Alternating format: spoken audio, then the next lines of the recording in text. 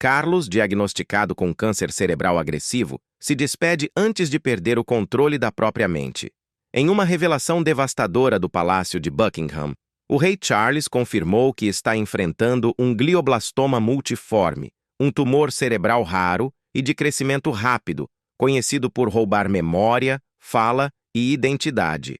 Apenas alguns meses após assumir plenamente suas funções reais, ele agora enfrenta o impensável: afastar-se do trono à medida que suas funções cognitivas começam a falhar. Por que os assessores reais perceberam que algo estava errado durante suas aparições públicas recentes? Que conversas privadas Charles teve com William, Camila e o primeiro-ministro? E, o mais perturbador de tudo, o que quis dizer o rei ao afirmar que precisava se despedir enquanto ainda se lembrava de como fazê-lo? Esta é a dolorosa desconstrução de um reinado em tempo real. Tudo começou como um sussurro. O tipo de boato que primeiro circula entre os assessores do palácio, enterrado em olhares cautelosos e silêncios abruptos. Um evento cancelado aqui, um discurso adiado ali, pequenas interrupções facilmente descartadas, como nada além do cansaço de um monarca envelhecido tentando acompanhar um calendário real implacável. Mas algo mais profundo se desenrolava por trás da fachada polida do Palácio de Buckingham. Algo mais sombrio que logo explodiria na mais trágica e impactante revelação real da era moderna. O rei Charles III foi diagnosticado com um tumor cerebral incurável e agressivo, o glioblastoma multiforme. O soberano da nação está se preparando silenciosamente para se despedir, não apenas de seu papel público, mas de seu próprio senso de identidade. A notícia deixou milhões em silêncio absoluto. A ideia de que um monarca reinante, recém-coroado e carregando o peso de um reino em transição, pudesse agora enfrentar um declínio mental irreversível, abalou os fundamentos da monarquia constitucional britânica. Não é apenas uma tragédia pessoal para Charles e sua família. É uma crise nacional, um momento de confronto para um sistema baseado em estabilidade, tradição e continuidade. Esta história não é apenas sobre doença, é sobre legado, vulnerabilidade e a dolorosa consciência de que o tempo deixou de ser um aliado.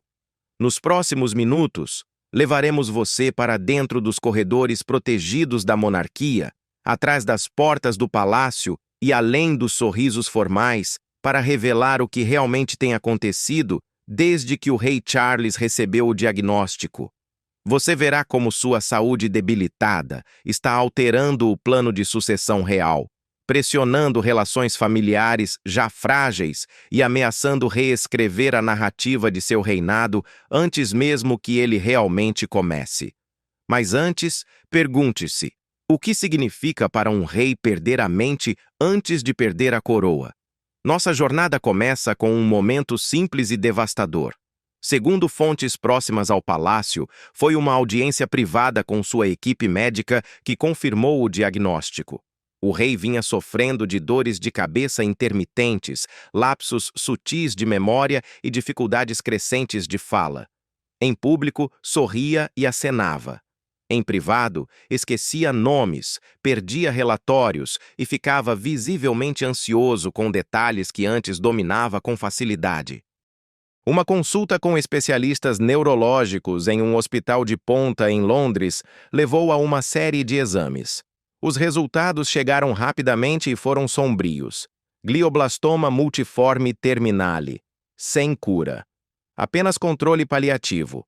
Diante da notícia, os presentes disseram que o rei Charles reagiu com calma e compostura.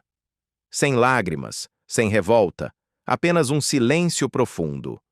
O tipo de silêncio que transborda de dor não dita. Teria feito apenas uma pergunta: quanto tempo até que eu me esqueça de mim mesmo? Seguiu-se então uma operação cuidadosamente orquestrada para controlar o fluxo de informações. O Palácio de Buckingham entrou em modo de crise. Um plano de comunicação foi elaborado. Os conselheiros pediram discrição. Apenas os familiares mais próximos foram informados. Camila, o príncipe William e, por fim, o príncipe Harry. O primeiro-ministro foi informado conforme exigido pelo protocolo constitucional, e o resto do mundo ficou por um tempo no escuro. Mas os sintomas se tornavam cada vez mais difíceis de esconder. Durante um evento oficial na Escócia, Charles teria interrompido seu discurso no meio, olhando confuso para o teleprompter antes de pular um parágrafo inteiro. As câmeras capturaram a hesitação, embora o momento tenha sido habilmente editado nas transmissões nacionais. Foi ordenado ao staff que aliviasse a agenda. Eventos foram adiados, compromissos reestruturados. Ainda assim, os sussurros aumentaram. Não era apenas esquecimento. Observou-se crescente irritabilidade, falta de foco em reuniões e até nomes de dignitários estrangeiros pronunciados incorretamente. Cartas privadas apresentavam sinais de gramática desconexa. Seus discursos espontâneos foram substituídos por pausas longas, olhares vagos e observações roteirizadas. Dentro da Casa Real, os assistentes começaram a se preparar para o que muitos temiam, mas poucos ousavam dizer em voz alta: o declínio mental de um soberano. Foi então que o rei agiu. Em segredo, começou a gravar mensagens para serem divulgadas em caso de incapacidade repentina. Começou a redigir uma carta de despedida pessoal à nação, que espera entregar enquanto ainda estiver lúcido. Reduziu sua equipe privada, ensaiou os passos da abdicação, iniciou revisões legais do ato de regência e, silenciosamente, pediu para ficar mais tempo sozinho, para refletir, para encontrar paz, para ter tempo, por pouco que ainda reste. Tudo isso está acontecendo em tempo real, mesmo enquanto o Palácio de Buckingham continua emitindo declarações cautelosas, quase estéreis, sobre as preocupações contínuas com a saúde do rei. Mas por trás desses comunicados de imprensa está um monarca vivendo o capítulo mais doloroso de sua vida, preparando-se para se despedir de seu povo, de sua família e da própria instituição que passou uma vida inteira se preparando para liderar. O que você verá neste vídeo não é uma dramatização. É um relato sóbrio de como a monarquia britânica agora enfrenta seu maior desafio interno desde a crise de abdicação de 1936. Mas desta vez não há escândalo, traição ou caso amoroso. Apenas uma doença que retira memória, dignidade e controle. Vamos descobrir o que esse diagnóstico realmente significa do ponto de vista médico e por que o glioblastoma é uma das formas mais devastadoras de câncer cerebral. Você saberá se a Constituição britânica está ou não preparada para o declínio cognitivo de um monarca em exercício. Examinaremos como esse diagnóstico pode acelerar a ascensão do príncipe William ao trono e como o príncipe Harry, antes afastado, agora se vê envolvido em uma crise familiar frágil que pode transformar sua relação com a coroa. Você verá como a rainha Camila tornou-se um pilar inabalável nessa tempestade, protegendo Charles do escrutínio da mídia e ajudando-o a manter unidos os últimos meses de seu reinado.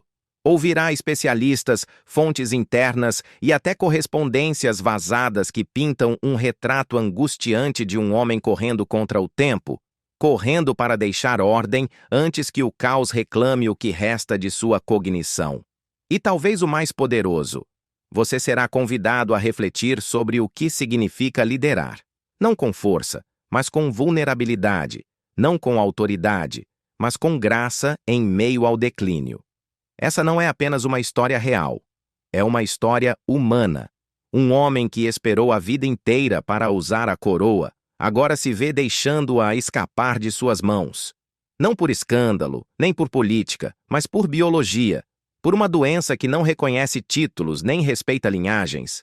Há uma razão para o silêncio do palácio agora. É o som da despedida tomando forma. Não de uma vez, mas gradualmente, como o apagar de uma grande luz. E ainda assim, mesmo quando as sombras se aproximam, o rei Charles está determinado a enfrentar esse momento com clareza, por mais fugaz que seja. Seu objetivo é simples, mas imenso: garantir que a monarquia sobreviva a esse momento, não com pânico, mas com propósito. Mostrar que mesmo na tragédia pessoal, o dever ainda pode ser honrado. Esta é a história de um rei se despedindo. O cérebro humano é um universo em si. Bilhões de neurônios disparam em uma dança delicada que governa o pensamento, a memória e a emoção. Para um monarca, é mais do que biologia. É a semente do julgamento, o núcleo da dignidade, a fortaleza da identidade. Quando essa fortaleza começa a ruir, o impacto não é apenas pessoal, torna-se nacional. Para o rei Charles III, o diagnóstico devastador de glioblastoma multiforme não veio com alarde, mas com uma sensação lenta e crescente de que algo estava saindo do lugar. Os primeiros sinais eram quase invisíveis, atribuídos aos efeitos normais do envelhecimento e do estresse. A fadiga tornou-se constante. Sua agenda, antes impecável, tornou-se difícil de manter. Nomes e locais desapareciam momentaneamente de sua mente. No início, os que estavam ao seu redor justificavam. É a agenda exigente, disseram. Fuso horário, noites mal dormidas, estresse emocional após a morte da mãe e a pressão da sucessão. Mas não eram apenas lapsos, eram sinais. Foi no final do outono, segundo fontes do palácio, que a preocupação se tornou inegável.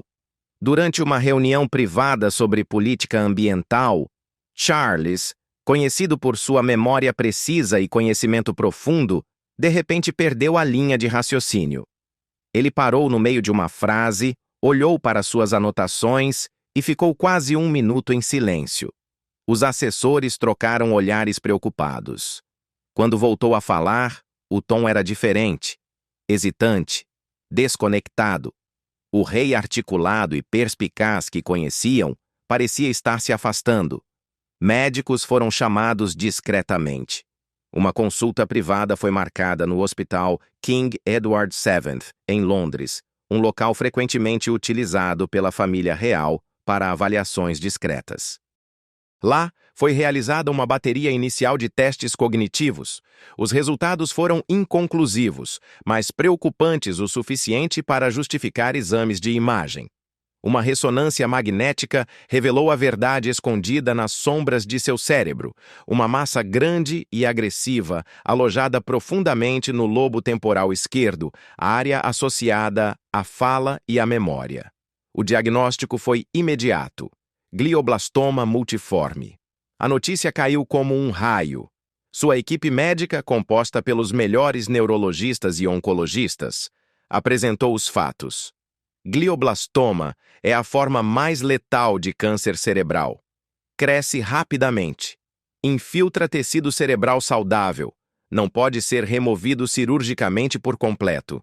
E mesmo com tratamento agressivo, cirurgia, radioterapia, quimioterapia, a média de sobrevivência varia entre 12 e 18 meses. Em muitos casos, os pacientes apresentam declínio cognitivo semanas após o diagnóstico. Eles explicaram o prognóstico em termos clínicos. Charles o recebeu com a calma de um homem que enfrentou escrutínio por toda a vida. Não pediu conforto, pediu clareza. Quanto tempo antes de esquecer os nomes? Quanto tempo antes que discursos deixem de fazer sentido? Haverá dor? Ele ainda poderá cumprir seus deveres com dignidade? Quanto da sua mente ainda será dele? Os médicos deram estimativas cautelosas. Cada glioblastoma é diferente. A progressão pode ser rápida ou gradual. Os sintomas podem permanecer controláveis por um tempo, mas inevitavelmente o tumor comprometeria a fala, a memória e a função executiva. O rei agradeceu, assentiu e, segundo relatos, pediu 1 hora sozinho no quarto do hospital. Sem funcionários, sem seguranças, apenas silêncio. Quando saiu, sua decisão já estava tomada. O público ainda não seria informado, não até ele conversar com sua família. Naquela noite, Camila chegou ao hospital. Os dois passaram horas a portas fechadas. Testemunhas a descreveram saindo com os olhos vermelhos, mas com postura serena. Ela segurava sua mão, não como rainha consorte, mas como uma mulher repentinamente lançada ao capítulo final de uma vida compartilhada. O próximo passo foi contar ao herdeiro. O príncipe William foi contatado e convocado para uma reunião privada em Clarence House. O rei revelou o diagnóstico pessoalmente, expondo a gravidade da situação. William, agora príncipe de Gales e futuro rei, recebeu a notícia com um silêncio pesado. Relatos de pessoas próximas à família dizem que William não falou por vários minutos. Quando finalmente o fez, perguntou sobre os protocolos de sucessão, os desejos do pai e com dor quanto tempo lhes restava. Foi William quem insistiu em informar pessoalmente o príncipe Harry. Apesar do relacionamento tenso, a gravidade da notícia superava os conflitos do passado.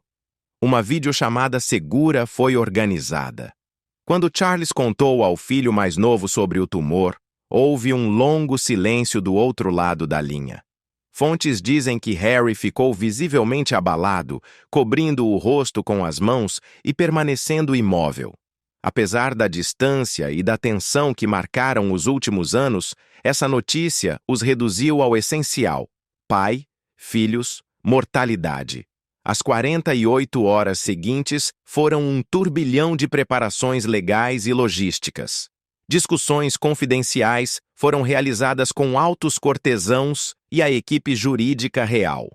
As implicações de um soberano mentalmente comprometido precisavam ser tratadas com discrição, mas com urgência. O Ato de Regência de 1937, que fornece um quadro legal para a transferência temporária de poder quando o monarca está incapacitado, tornou-se o centro da análise. Os conselheiros precisavam determinar em que momento, legal e eticamente, o rei não estaria mais apto a governar. E quem tomaria essa decisão? Estrategistas de comunicação do palácio começaram a redigir comunicados de imprensa possíveis. Ensaiaram cenários. O que dizer se Charles não pudesse mais aparecer em público? Que linguagem usar se o declínio se tornasse visível em câmeras? Como preparar a nação para o apagamento gradual da mente de seu soberano? Enquanto isso, Charles continuava com seus deveres. Mas os mais próximos notaram a mudança. Conversas privadas agora eram acompanhadas de cartões com anotações. Reuniões eram mais curtas. Discursos estavam em letras maiores e com espaçamento duplo. Um assessor extra foi designado para acompanhá-lo em eventos, ostensivamente como apoio, mas também para intervir caso surgisse confusão. Em uma ocasião, durante uma pequena recepção diplomática, Charles cumprimentou um embaixador que já havia conhecido várias vezes, mas o confundiu com outro país. O diplomata, um profissional experiente, sorriu educadamente e seguiu a conversa. Mas os assessores que observavam trocaram olhares preocupados. Esses eram os sinais, sutis, mas crescentes. Nos bastidores, Charles começou a gravar uma série de reflexões pessoais. Não eram discursos oficiais, mas diários íntimos em vídeo, mensagens para seus filhos, netos e para a nação. Foram armazenadas com segurança, rotuladas em ordem cronológica, com instruções para liberação conforme os eventos futuros. Em um deles, segundo relatos, ele reflete sobre sua própria infância, as pressões da coroa e a dor de saber que talvez não veja seus netos crescerem. Em outro, fala diretamente ao povo britânico. Um rascunho vazado por um informante do palácio inclui a frase comovente: "Se minhas palavras começarem a me faltar em público, saibam que, em meu coração, minha gratidão e amor permanecem claros e eternos." Ele também iniciou arranjos legais pessoais, bens privados, fundações de caridade, planos patrimoniais. Revisou elementos de seu testamento e, de forma crítica, delineou seus desejos para a transição final do poder. Como queria que a regência fosse conduzida? Quem deveria assumir quais responsabilidades e em que ponto desejava se afastar completamente? Mesmo que seu corpo continuasse, mas sua mente não. Em um gesto final que surpreendeu até seu círculo mais íntimo, Charles teria solicitado um momento de solidão na capela do Palácio de St. James. Sentou-se sozinho, segundo funcionários, por quase 1 hora em silêncio, falando ocasionalmente em voz baixa, como em oração ou contemplação. Quando saiu, agradeceu a cada atendente pelo nome. Talvez tenha sido a última vez que pôde fazer isso com certeza. O diagnóstico de glioblastoma não é apenas um veredito médico, é uma contagem regressiva. Para um homem que esperou 70 anos para ascender ao trono, apenas para descobrir que foi traído pelo próprio cérebro, é uma ironia cruel e cósmica. Mas na dignidade silenciosa com que recebeu o diagnóstico e no cuidado deliberado com que começou a se preparar para o que vem a seguir, Charles demonstrou não fraqueza, mas uma força final e resoluta. A nação ainda não conhece toda a verdade, mas dentro dessas paredes, dentro da família real, a realidade é inescapável. O rei está morrendo, não rapidamente, ainda não, mas inevitavelmente. E a cada dia que passa, ele se aproxima mais de renunciar não apenas ao trono, mas ao próprio eu que definiu seu reinado. O diagnóstico da condição cerebral terminal do rei Charles marcou mais do que uma mudança de liderança. Desencadeou uma onda de turbulência emocional privada que fraturou a família real de formas invisíveis ao público.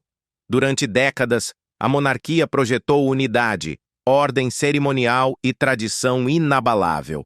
Mas por trás das espessas paredes de pedra das residências reais, a realidade após a revelação médica do rei foi de emoção crua, confrontos difíceis e feridas familiares não resolvidas, reabertas sob um estresse insuportável.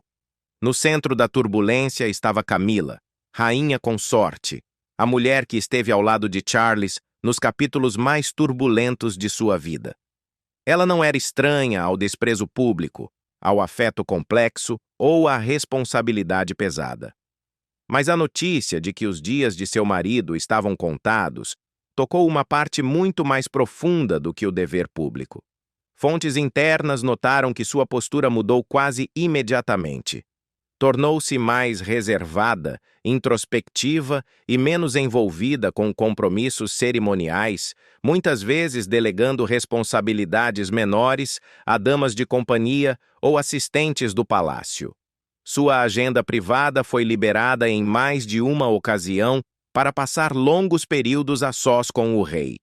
Dizia-se que Camila começou a manter um diário, não de assuntos políticos ou deveres reais, mas de pensamentos diários e momentos íntimos.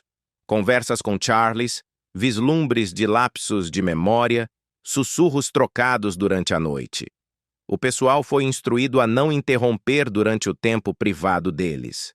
As refeições passaram a ser feitas juntos com mais frequência, não em alas separadas do palácio, e Camila frequentemente sentava-se com ele durante reuniões, observando-o de perto, avaliando se ele ainda estava presente, ainda no controle de suas faculdades. O príncipe William recebeu a notícia com uma mistura de luto e dever. Como próximo na linha de sucessão, as implicações eram imensas. Seu papel não passaria por celebração, mas pela sombra prolongada do declínio de seu pai. Embora sempre tivesse antecipado se tornar rei eventualmente, a perspectiva de fazê-lo nessas circunstâncias trágicas representava um peso enorme. O senso de responsabilidade iminente o sobrecarregava. Assessores observaram uma mudança notável. Tornou-se menos afável em público, mais direto e brusco a portas fechadas e cada vez mais consumido com assuntos de sucessão, protocolo constitucional e mecanismos de regência. Em particular, William se reunia regularmente com o representante do primeiro-ministro para assuntos constitucionais, bem como com conselheiros seniores do palácio. As discussões giravam em torno do momento adequado, da comunicação pública e do limiar de capacidade mental do rei que acionaria a aplicação do ato de regência. Eram conversas emocionalmente desgastantes, tornadas ainda mais difíceis pela necessidade de mantê-las em segredo do público e até mesmo de membros mais distantes da família real. Foi redigido e revisado um plano preliminar de transição da regência com o codinome interno de Operação Guardião. Ele delineava a delegação por fases de deveres, protocolos de discursos para William, atuando como regente, e medidas de emergência em caso de uma deterioração médica súbita de Charles. Mas não era apenas logística. William enfrentava algo mais pessoal. Seu relacionamento com o pai sempre foi moldado por admiração e distância. Charles sempre teve um estilo de paternidade mais filosófico, por vezes distante. Era afetuoso, mas não íntimo. Agora, ao saber que seu tempo com o pai era limitado e que grande parte de sua conexão restante seria afetada pelo declínio cognitivo, William teria dificuldade para reconciliar suas emoções. Em conversas privadas, admitiu a amigos próximos que temia que o homem de quem herdaria não se lembrasse mais dele no final, que seus últimos dias como filho seriam passados assistindo seu pai desaparecer por trás de olhares vazios e histórias repetidas. A princesa Catherine, sempre a presença constante ao lado de William, absorveu as consequências emocionais com uma resiliência silenciosa. Como a adorada duquesa, que se tornou princesa de Gales, suas aparições públicas permaneceram impecáveis e compostas, mas em privado desempenhava o papel de âncora emocional. Assumiu maiores responsabilidades domésticas, protegeu os filhos da tensão crescente e coordenou com os funcionários do palácio para manter a vida familiar o mais normal possível. Em privado, garantiu que George, Charlotte e Louis estivessem protegidos da tempestade. Explicou-lhes em tons suaves que o vovô Charles não estava se sentindo bem e que talvez precisasse descansar mais. Não explicou a permanência da situação. Ainda não. Mas talvez as reações mais voláteis vieram dos ramos mais distantes da família, particularmente do príncipe Harry e Meghan Markle. Apesar da trégua temporária provocada pelo diagnóstico, as fraturas estruturais dentro da família eram profundas demais para serem curadas da noite para o dia. A videochamada em que Charles revelou sua condição foi seguida por uma série de mensagens privadas e ofertas cautelosas de visita. Harry teria expressado o desejo de voar para o Reino Unido para ver o pai pessoalmente, para fazer as pazes, mesmo que brevemente. Meghan, segundo fontes do palácio, estava hesitante. Questionava a sinceridade da abertura do palácio e temia uma nova onda de hostilidade e frenesi da mídia. Mesmo assim, foram feitos arranjos preliminares. Uma visita privada foi agendada sob sigilo absoluto. Harry chegou durante a noite, sem conhecimento da imprensa, e entrou em Clarence House por uma entrada lateral escoltado por seguranças à paisana. O encontro com Charles durou pouco menos de 1 hora. Não houve fotógrafos, nem momentos encenados. O que foi dito permanece conhecido apenas por quem estava na sala, mas pessoas próximas ao rei descreveram-no como visivelmente exausto, mas estranhamente em paz. Um assessor comentou que Charles disse: "Aconteça o que acontecer agora, já nos olhamos nos olhos novamente." No entanto, o reencontro não se estendeu a William e Harry. Apesar de estarem sob o mesmo teto por um breve momento, os dois irmãos não se encontraram. O staff foi instruído a manter os movimentos de ambos separados. O abismo emocional entre eles, ainda profundo e não resolvido, ficou ainda mais evidente com a saúde deteriorada do pai. Catherine teria expressado arrependimento pela oportunidade perdida de reconciliação, enquanto Charles lamentou em privado que talvez não vivesse para ver seus filhos verdadeiramente unidos novamente. Meghan permaneceu nos Estados Unidos. Segundo pessoas próximas a ela, acreditava que sua presença geraria especulação midiática desnecessária e provocaria mais divisão dentro da família. Alguns dentro do palácio viram isso como uma decisão sensata. Outros interpretaram como uma evasão. Camila, em particular, teria se mostrado cética quanto às intenções de Meghan, acreditando que uma reconciliação verdadeira exigiria presença, não distância. A princesa, sempre pragmática, respondeu à crise com sua habitual disciplina firme. Aumentou seus compromissos reais, assumindo algumas das responsabilidades mais leves de Charles para aliviar sua carga.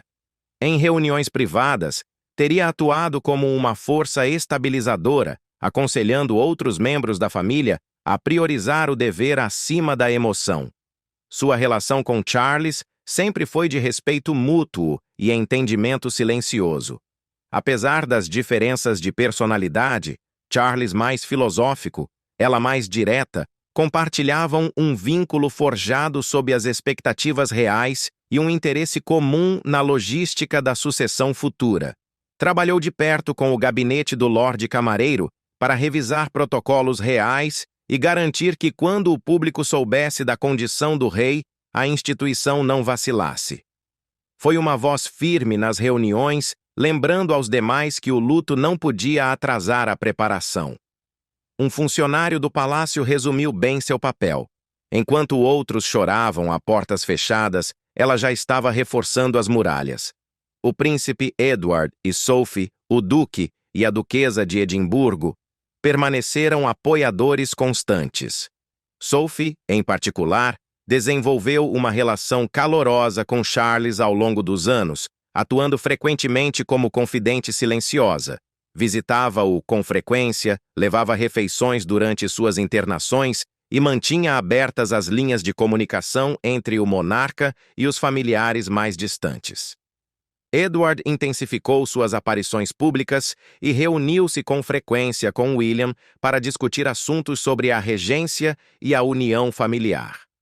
Os primos distantes da rainha, membros menores da realeza que geralmente atuavam à margem da atenção pública, também sentiram os impactos. Alguns se preocuparam com seus títulos, financiamento e funções sob uma possível nova regência. Iniciaram-se movimentos discretos nos bastidores, enquanto esses membros buscavam garantir sua relevância em uma monarquia pós-Charles. Tudo isso se desenrolou com o máximo de sigilo. O público permaneceu em grande parte alheio, exceto por murmúrios de preocupação, quando Charles passou a aparecer com menos frequência. Rumores sobre sua saúde circularam nos tabloides, mas o palácio emitiu declarações vagas, atribuindo sua ausência a tratamentos de rotina e questões pessoais. Mas, a portas fechadas, nada era rotina. A família real, dividida entre as exigências da tradição e o peso da perda iminente, passava por uma transformação tão íntima quanto institucional.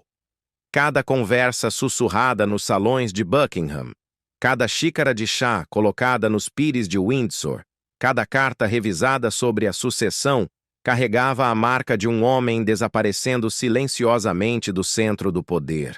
E ainda assim, o rei seguia adiante, embora seu olhar às vezes demorasse a se focar e suas palavras ocasionalmente vagassem antes de alcançar seu destino, ele permanecia exteriormente sereno.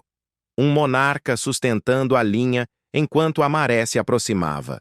No mundo sempre isolado da monarquia britânica, poucos eventos provocam ondas de choque maiores na instituição do que a violação de correspondência privada. Por séculos, as cartas reais serviram como a estrutura invisível que conecta a coroa ao poder. Um meio confidencial de diálogo que contorna tanto o parlamento quanto o escrutínio público. Por isso, quando um pacote de cartas altamente sensíveis, supostamente escritas à mão pelo próprio rei Charles, foi vazado para a imprensa, a monarquia viu-se mergulhada na mais grave crise constitucional desde a abdicação de Eduardo VIII. Os documentos em questão, inicialmente insinuados em uma coluna dominical anônima e depois parcialmente publicados por um site polêmico, foram nada menos que explosivos.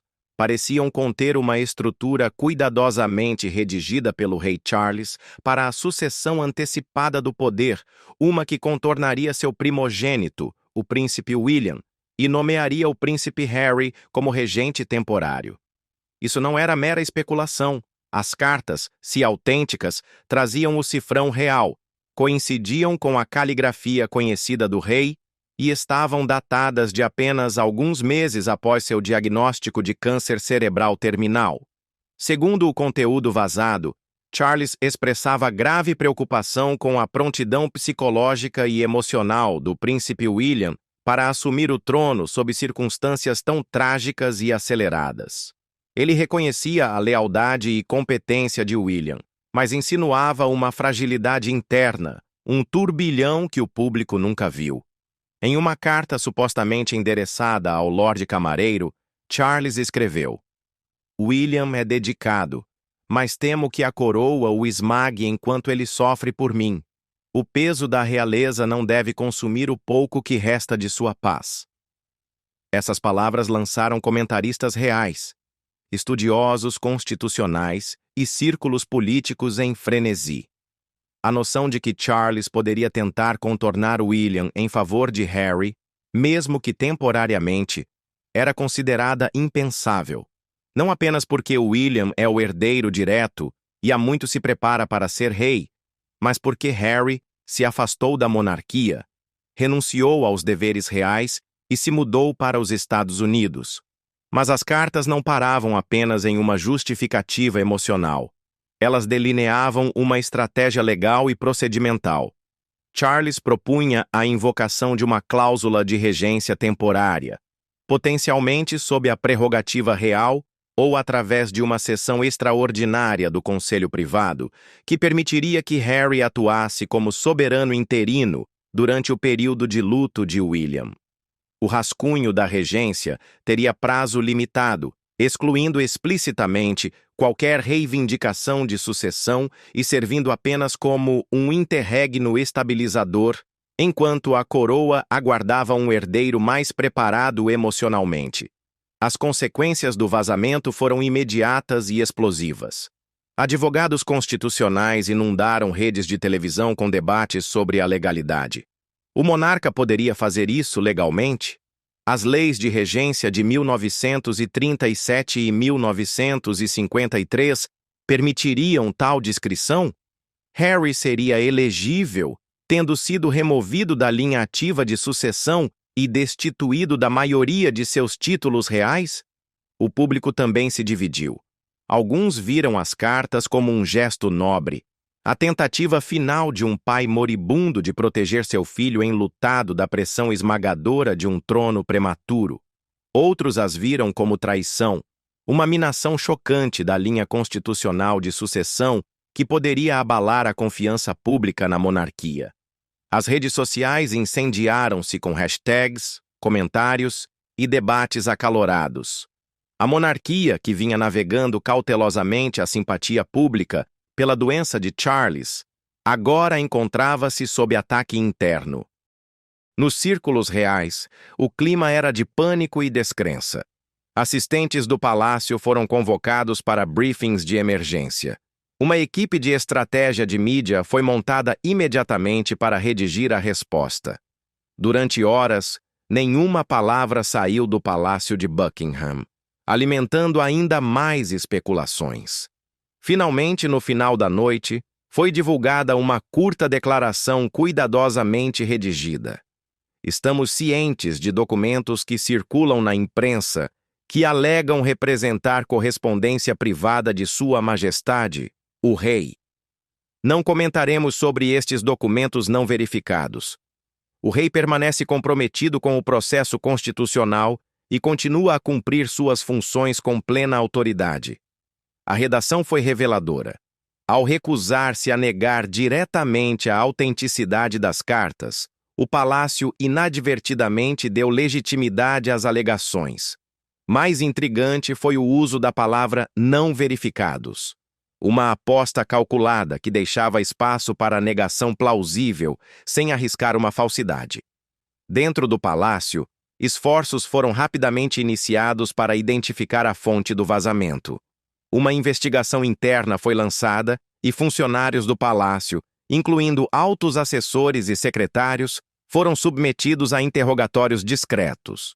Os sistemas de TI foram auditados e os registros de correspondência, revisados.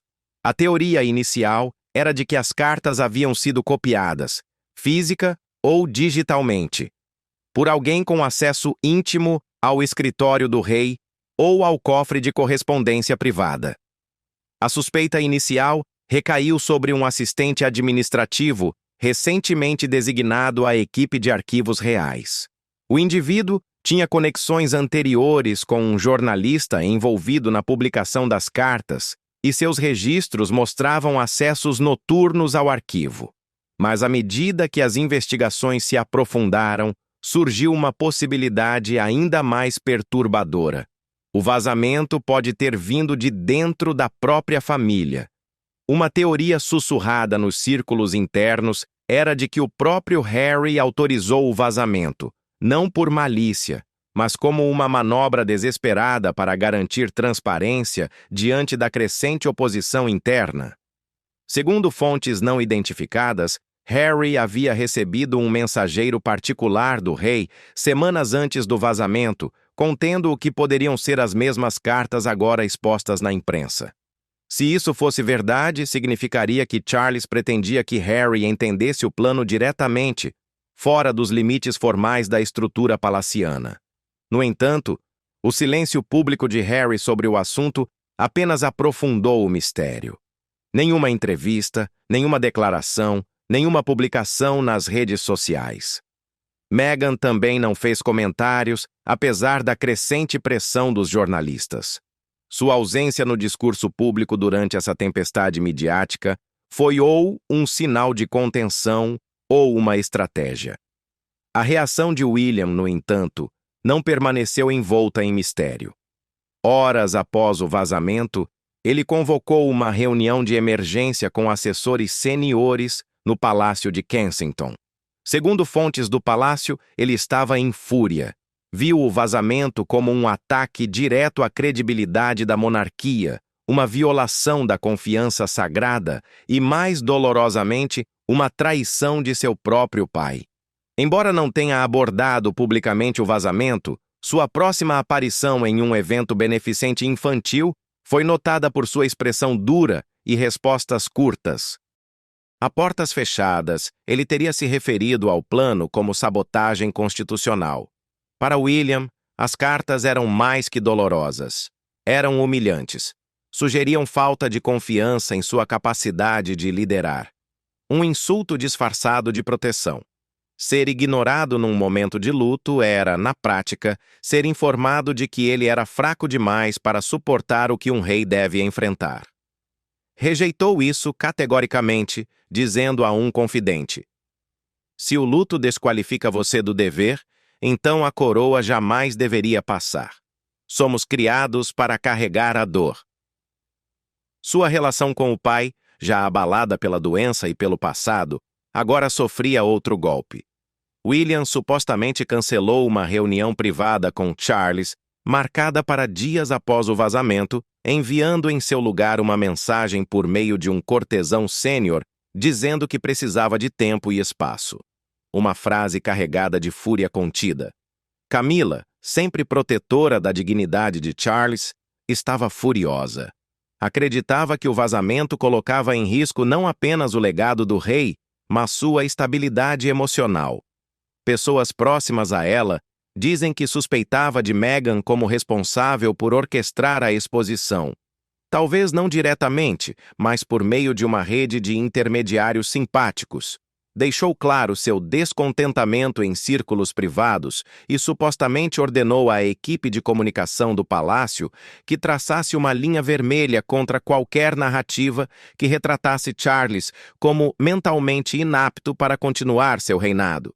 O vazamento também teve repercussões políticas.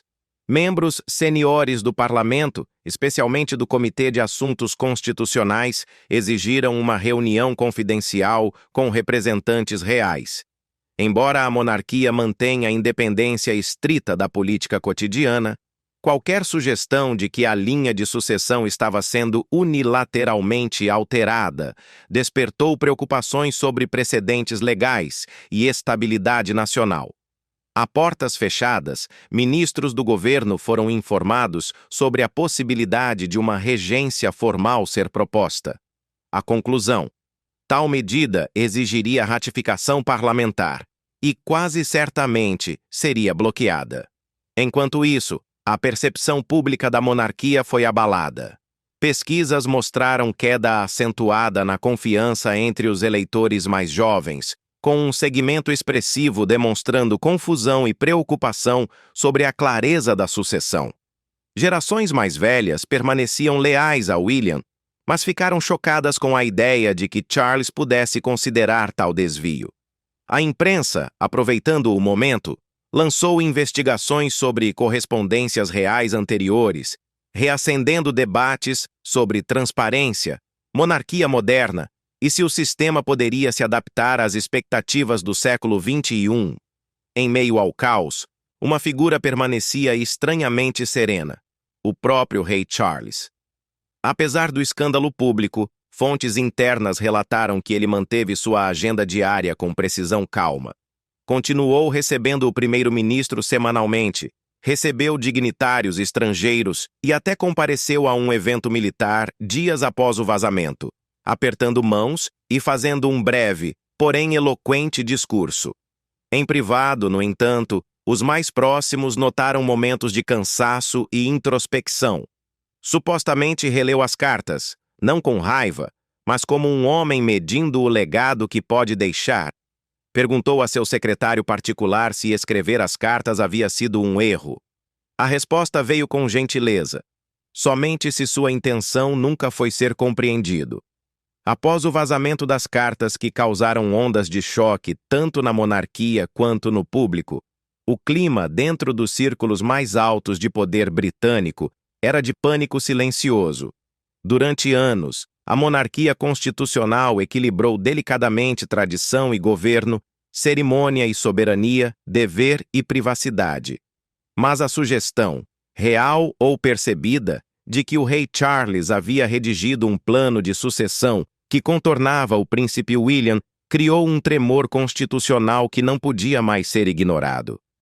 Enquanto a Casa Real corria para identificar a origem do vazamento e a classe política se preparava para as implicações constitucionais, o príncipe William tomou uma decisão que marcaria um momento definidor em sua vida como herdeiro aparente.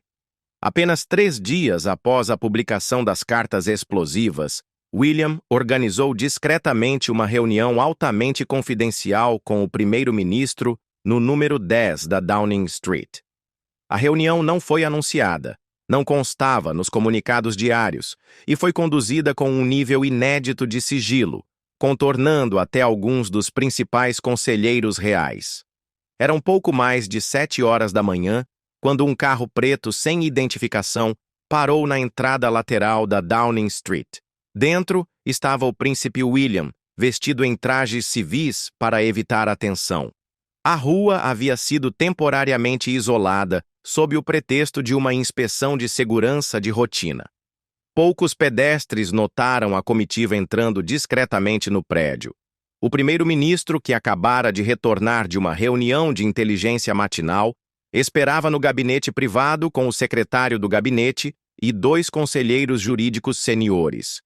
O que se seguiu não foi a troca cordial habitual entre chefe de governo e futuro rei. Segundo várias fontes internas entrevistadas sob anonimato rigoroso, a reunião durou quase 2 horas e foi marcada por momentos de urgência contida e emoção quase incontrolável. Segundo relatos, William começou reconhecendo a seriedade do vazamento, mas deixou claro que não teve qualquer envolvimento. Afirmou que, embora a monarquia deva permanecer acima da interferência política, a linha de sucessão agora era uma questão de interesse nacional. O primeiro-ministro, já informado da situação por auxiliares de segurança e jurídicos, respondeu com cautela. Embora reconhecesse o envolvimento pessoal e o desconforto de William, lembrou ao príncipe que a coroa, apesar de simbólica, continua sendo uma instituição ancorada em séculos de direito constitucional e estrutura democrática.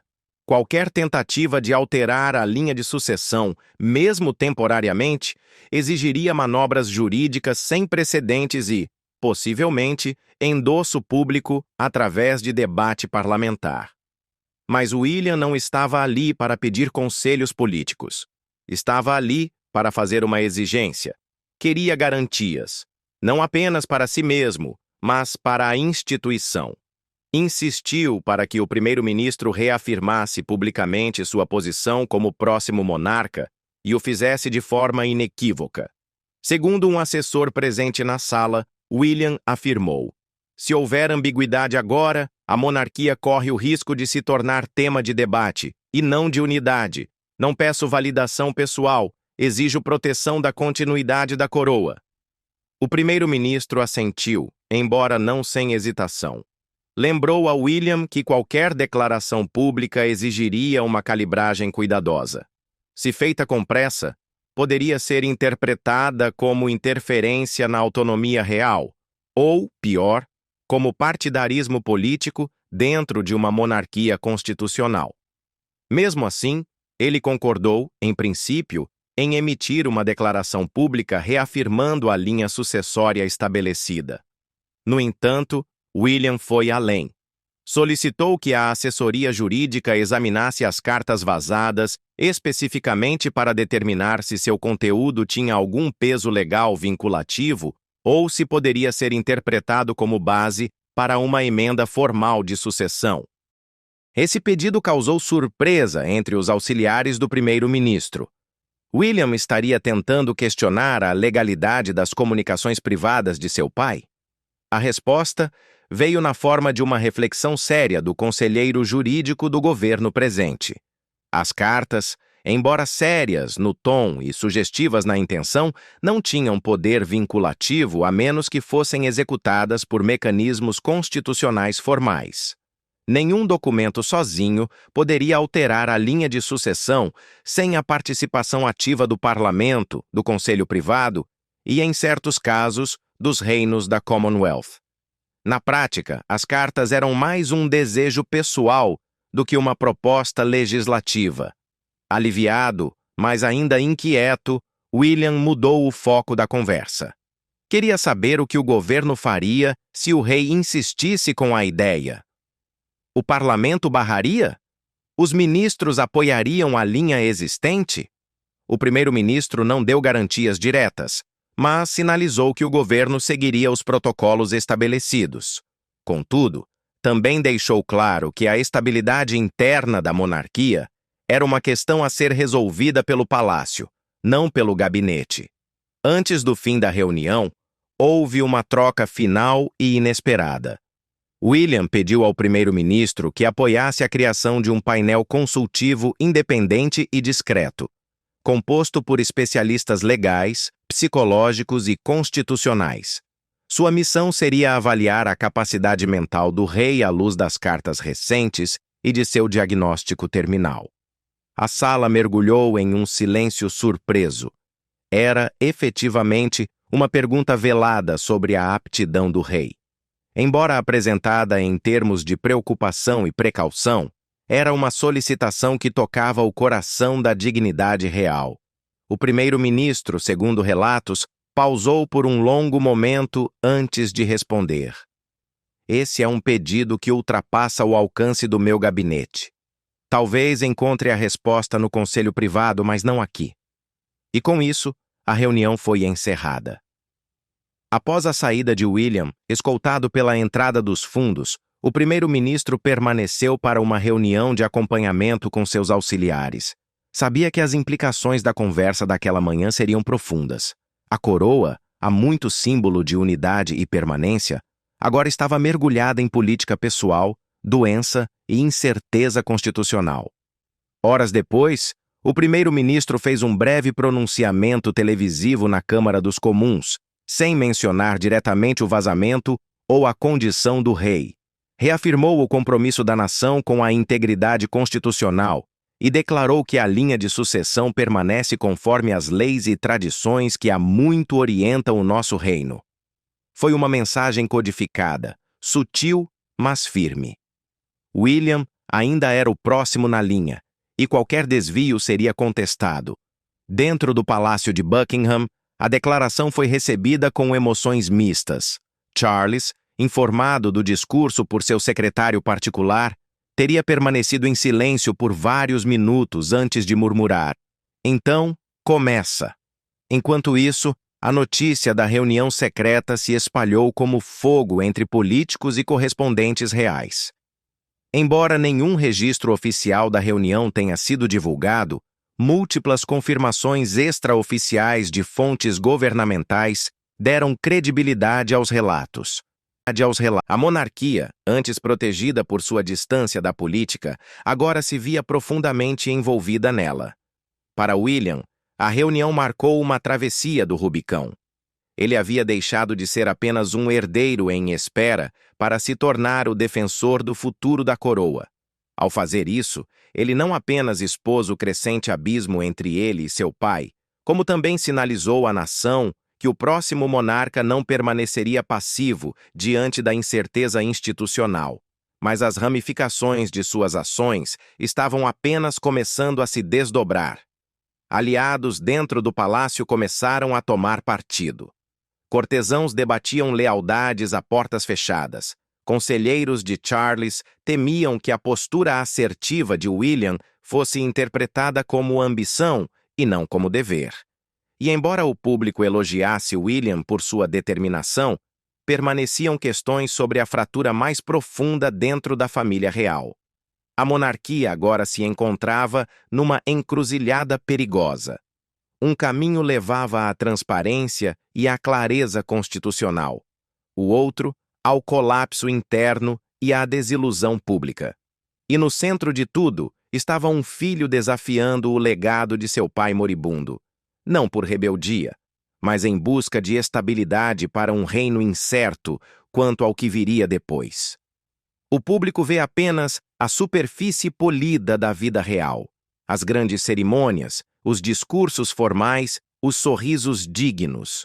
Mas por trás das paredes douradas do Palácio de Buckingham, do Castelo de Windsor e de outras residências reais, uma tempestade de emoções e conflitos se formava silenciosamente. A revelação do diagnóstico do rei Charles, combinada com o vazamento das cartas confidenciais, destruiu a fachada cuidadosamente mantida de unidade. Agora, a família real enfrentava uma prova sem precedentes de lealdade, amor e sobrevivência. A notícia do diagnóstico de um tumor cerebral agressivo em Charles havia sido mantida em sigilo por meses. Mesmo com rumores circulando entre membros do palácio e profissionais de saúde, os comunicados oficiais mantinham um silêncio estoico. Mas o impacto privado foi profundo. O rei, outrora a figura imponente da monarquia, tornou-se subitamente vulnerável de formas que ninguém havia antecipado. Seus lapsos de memória, dificuldade na fala e momentos de confusão começaram a minar a confiança daqueles mais próximos a ele. Camila, a rainha consorte, assumiu o papel de cuidadora com devoção inabalável. Fontes próximas ao casal a descreveram como um pilar de força, administrando não apenas as necessidades médicas complexas de Charles, mas também atuando como uma barreira contra pressões externas. Sua presença era uma força estabilizadora durante longos dias de consultas, sessões de terapia e momentos de desespero. Mas Camila também carregava seu próprio fardo, enfrentando o escrutínio público e o olhar incansável da mídia que a via como alvo de críticas e culpas.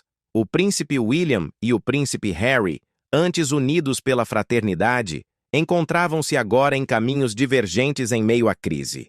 William, profundamente envolvido nas discussões com autoridades do governo e conselheiros do palácio, era movido por um senso de dever e urgência. Harry, vivendo no exterior e distante dos assuntos da corte, lutava com sentimentos de impotência e exclusão. Jantares em família e reuniões privadas, antes calorosos e colaborativos, tornaram-se tensos e carregados de mágoas não ditas. A relação entre os irmãos, já desgastada por anos de conflitos midiáticos e decisões pessoais, agora se desintegrava sob o peso da doença do rei e da controvérsia sucessória. Apoiadores de Harry argumentavam que as ações de William durante a reunião secreta com o primeiro-ministro beiravam a deslealdade para com seu pai, enquanto o círculo de William acusava Harry de ter se afastado da responsabilidade justamente quando a monarquia mais precisava de união. Enquanto isso, outros membros seniores da família, incluindo o príncipe Andrew e a princesa Anne, tentavam navegar pelas águas traiçoeiras com diferentes graus de envolvimento. Andrew, já uma figura controversa devido a escândalos passados, mantinha-se discreto, evitando declarações públicas e concentrando-se no apoio familiar privado. Anne, conhecida por sua franqueza e dedicação ao dever, tornou-se uma voz de razão no círculo íntimo, defendendo respostas calmas e ponderadas ao caos crescente. Assessores do palácio e cortesãos encontravam-se no fogo cruzado, divididos entre a lealdade ao rei, o respeito pelo herdeiro e a preocupação com o futuro da instituição. Memorandos confidenciais, vazados para jornalistas selecionados, sugeriam divisões profundas entre o pessoal. Alguns temiam que o julgamento comprometido do rei pudesse levar a decisões prejudiciais para a monarquia, enquanto outros temiam que a assertividade de William alienasse apoiadores importantes. A confidencialidade médica complicava ainda mais a situação.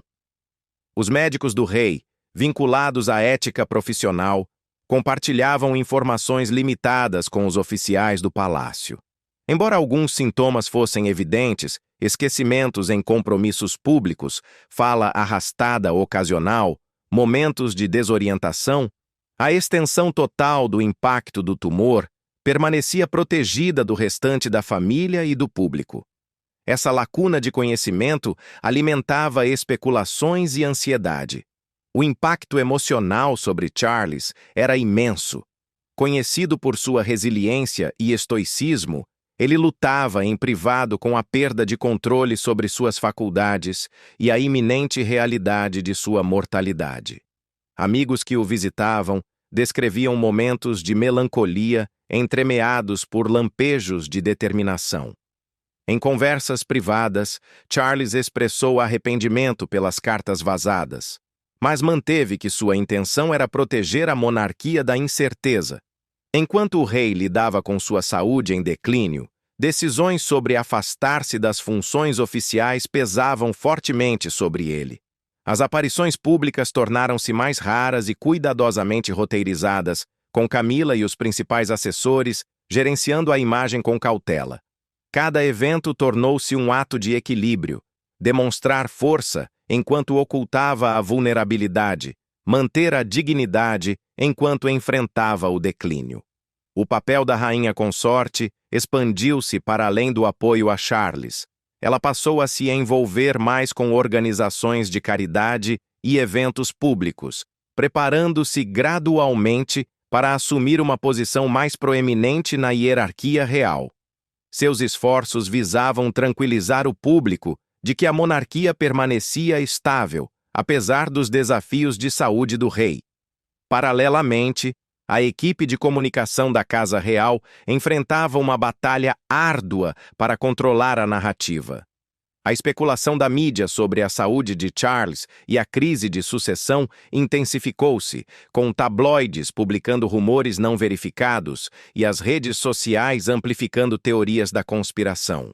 O palácio respondeu com declarações cuidadosamente elaboradas, enfatizando a privacidade e o respeito, mas que muitas vezes não conseguiam conter a curiosidade e a preocupação do público.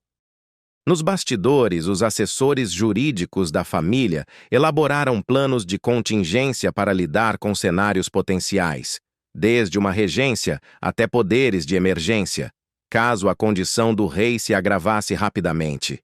Essas discussões, embora confidenciais, ressaltavam a gravidade da situação e a precariedade da posição da monarquia.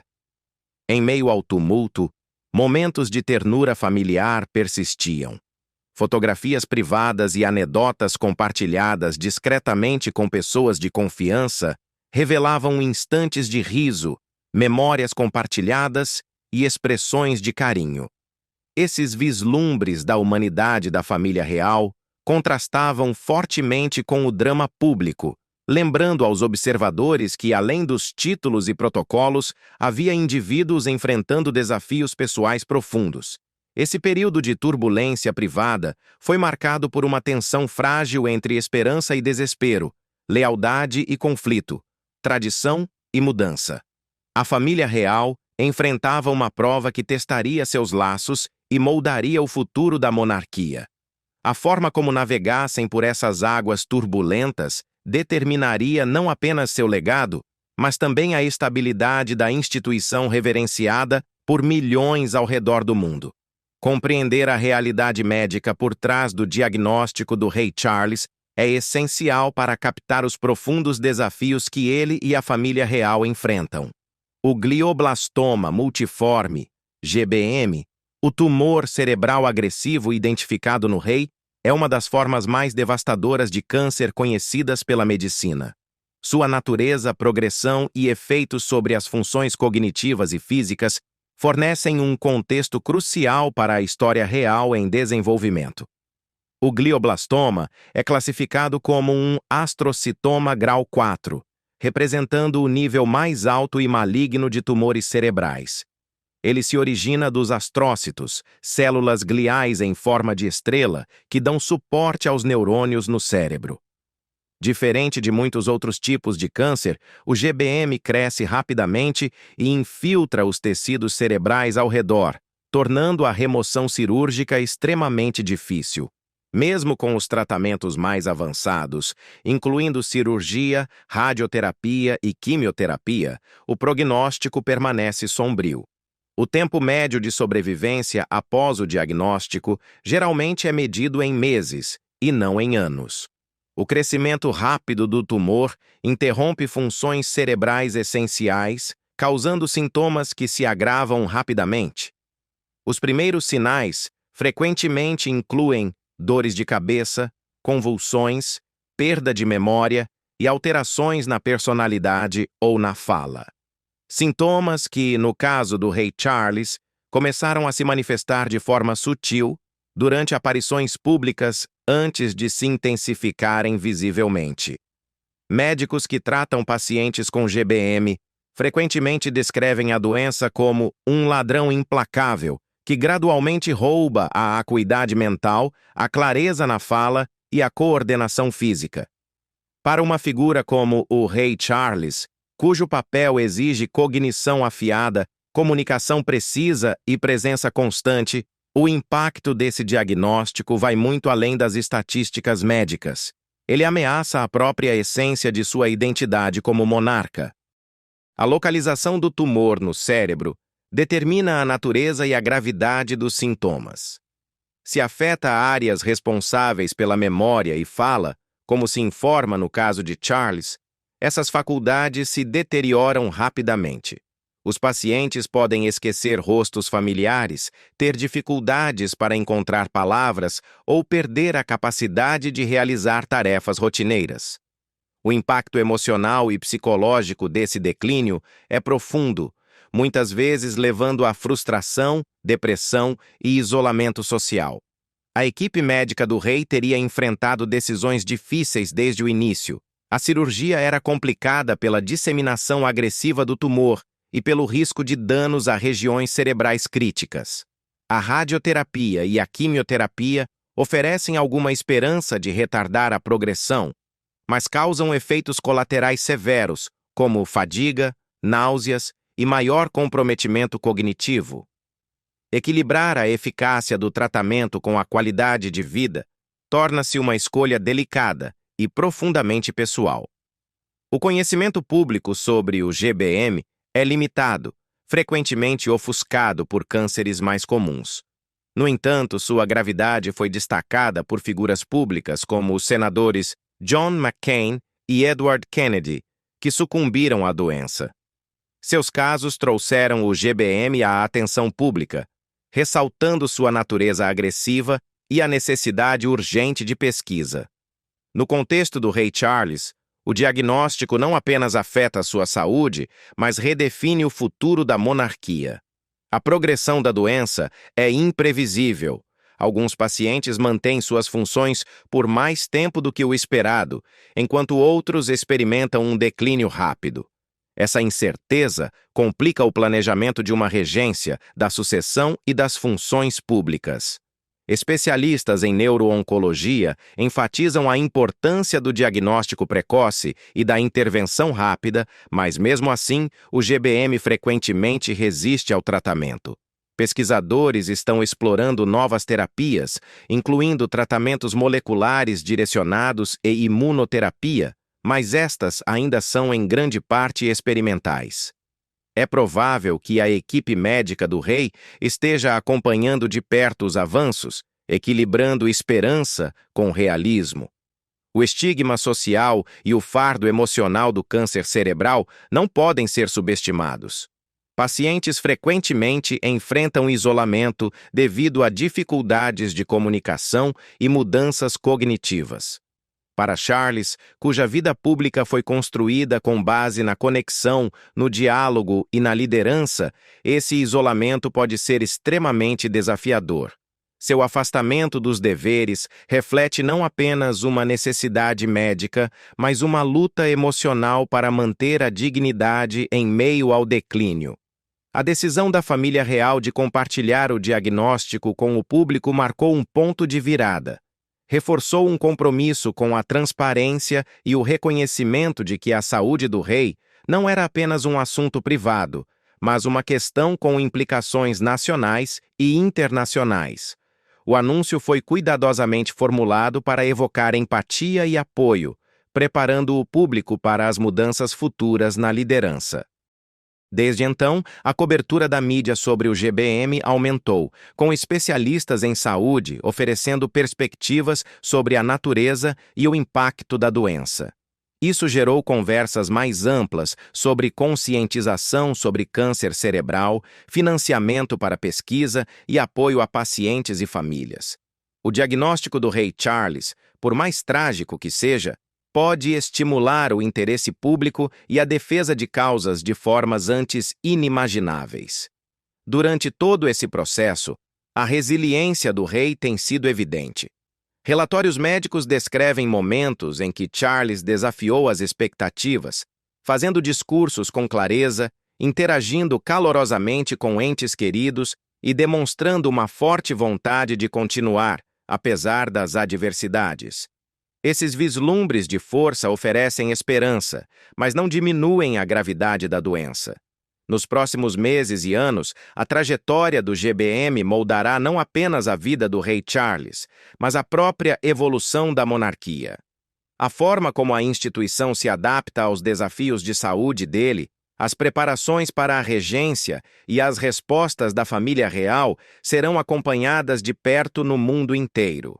Compreender a realidade médica do glioblastoma multiforme é mais do que um exercício clínico.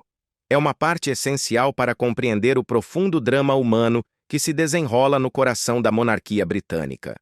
A doença e sua progressão implacável testam não apenas a resistência física, mas os próprios laços familiares, a liderança e o legado. O anúncio de que o rei Charles começará a se afastar de muitas de suas funções reais, marca um momento significativo na história britânica. Essa decisão, motivada por seu diagnóstico de glioblastoma multiforme, sinaliza não apenas uma mudança no papel do rei, mas uma transformação profunda para a própria monarquia. Esta sessão explora as complexidades por trás dessa decisão, o impacto sobre as tradições reais e o que ela significa para o futuro da coroa. Durante décadas, o rei Charles foi uma figura de resistência e serviço. Sua vida foi definida por um profundo compromisso com seu país e suas instituições, incorporando séculos de responsabilidade e tradição real. No entanto, o diagnóstico forçou uma reavaliação do que significa liderar sob o peso de uma doença debilitante. Os primeiros sinais de que algo estava errado surgiram de forma sutil. Observadores notaram momentos de hesitação durante discursos e aparições públicas.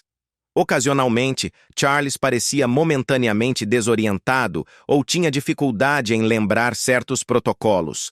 Esses momentos, antes atribuídos ao envelhecimento ou cansaço, passaram a ter novo significado com os relatórios médicos.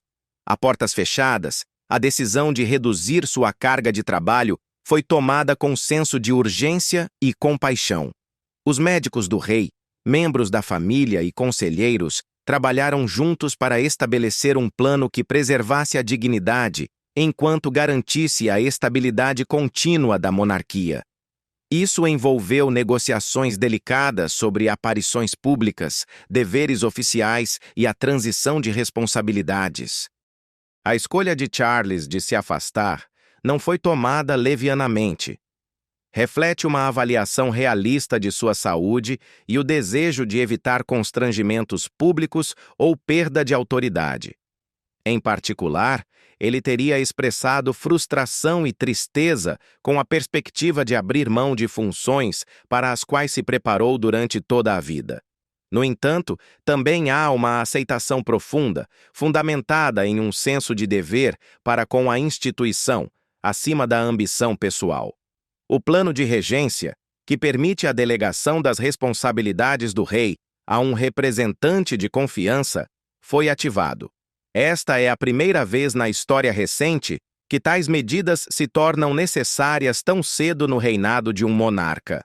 O papel de regente tradicionalmente recai sobre o herdeiro, o príncipe William, que agora se espera que assuma muitas das funções do dia a dia. Essa transição é complexa. Deve equilibrar o respeito pela posição do rei com as necessidades práticas da governança. As mensagens públicas foram cuidadosamente elaboradas para tranquilizar os cidadãos de que a monarquia continua forte, resiliente e unida. Autoridades reais enfatizam que Charles permanece o soberano, mas que a liderança operacional está mudando para garantir a continuidade.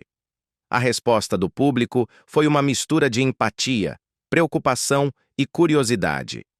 Muitos expressaram apoio à coragem do rei e lhe desejaram o melhor em sua batalha pela saúde. Outros questionam como a monarquia se adaptará a essa situação sem precedentes e o que isso significa para o futuro da Grã-Bretanha. Internacionalmente, o anúncio teve ampla repercussão. Monarquias ao redor do mundo enfrentam desafios semelhantes à medida que líderes envelhecidos encaram crises de saúde. A experiência do rei Charles destaca a tensão entre a tradição e as realidades modernas, levantando questões sobre planejamento sucessório e resiliência institucional. A decisão do rei também lança luz sobre questões sociais mais amplas. Ela chama a atenção para as realidades enfrentadas por milhões de pessoas com doenças graves, que precisam equilibrar saúde pessoal com responsabilidades profissionais. O papel público da monarquia amplia esses desafios, tornando a experiência de Charles única e, ao mesmo tempo, universalmente compreensível. Especialistas em direito constitucional e protocolo real analisam as implicações do papel reduzido do rei. Eles observam que, embora a monarquia tenha mecanismos para regência e delegação, a situação atual testa essas disposições de formas sem precedentes. Discussões sobre possíveis reformas e modernização dos procedimentos reais se intensificaram. Ao longo desse processo, Charles continuou demonstrando liderança, mesmo com capacidade diminuída. Suas comunicações refletem uma consciência da importância simbólica da monarquia e uma determinação em manter sua relevância. Suas mensagens frequentemente enfatizam unidade, resiliência e esperança para o futuro. Nos bastidores, a família real tem se unido em torno do rei. Redes de apoio privado, incluindo familiares próximos e assessores de confiança, desempenham um papel crucial na gestão dos desafios emocionais e logísticos. O sentimento de solidariedade é palpável, embora as pressões sejam imensas. Este capítulo da história da monarquia convida à reflexão sobre a natureza da liderança e do legado. Ele levanta questões sobre como as instituições se adaptam à vulnerabilidade humana e à inevitabilidade da mudança. A decisão do rei Charles de se afastar de muitas funções é um poderoso reconhecimento dessas realidades. Olhando para o futuro, a fase de transição será crítica. A forma como a monarquia conduzir esse período moldará a percepção pública e influenciará o papel futuro da instituição. Também estabelece um precedente para lidar com situações semelhantes com transparência e graça. Em essência, a decisão do rei Charles de se afastar não é um fim, mas uma transformação. Ela abre caminho para novas dinâmicas de liderança, desafia suposições arraigadas e redefine a relação da monarquia com seu povo em um momento de incerteza pessoal e nacional. O glioblastoma multiforme, o diagnóstico recebido pelo rei Charles, é uma das formas mais agressivas de câncer cerebral. Esta sessão aprofunda-se na natureza da doença, seus sintomas, progressão e como ela afeta especificamente as regiões do cérebro responsáveis pela cognição, memória e fala. Todas faculdades críticas para um monarca reinante. O glioblastoma é conhecido por seu rápido crescimento e resistência ao tratamento convencional. Ao contrário de outros tipos de câncer, ele infiltra o tecido cerebral delicado, tornando a remoção cirúrgica difícil e frequentemente incompleta. Especialistas médicos o descrevem como um tumor altamente maligno, com taxas médias de sobrevivência variando geralmente entre 12 e 18 meses após o diagnóstico, apesar dos avanços terapêuticos. O processo de diagnóstico em si é rigoroso e invasivo. Para o rei Charles, os sintomas começaram de forma sutil. Inicialmente, poderiam ter sido descartados como sinais de fadiga ou estresse devido à sua agenda exigente. Os primeiros sinais geralmente incluem dores de cabeça, dificuldade de concentração e lapsos ocasionais na fala ou na memória. Para um homem de sua idade e estatura, esses sintomas podem ser facilmente ignorados ou confundidos com o envelhecimento normal. No entanto, à medida que o tumor cresce, esses sintomas se intensificam.